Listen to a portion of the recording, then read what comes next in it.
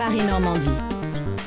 On défend deux choses. D'abord, le fait que les droits des femmes, c'est pas uniquement des mesures spécifiques, ça doit se retrouver dans l'ensemble du programme. Et donc, on doit faire en sorte d'avoir un projet qui vise à réduire la précarité, qui vise à ouvrir les responsabilités et à permettre plus de démocratie, parce que cela, ça bénéficiera d'abord aux femmes qui sont les plus précaires et aujourd'hui les moins représentées aussi dans l'espace politique.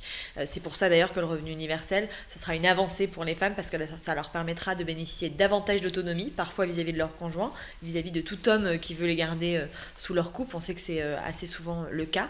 Et puis ça permettra aussi d'augmenter significativement le pouvoir d'achat des femmes aujourd'hui précaires, qui sont très nombreuses et qui travaillent dans de mauvaises conditions et qui pourront gagner un peu de liberté vis-à-vis de leur employeur grâce au revenu universel.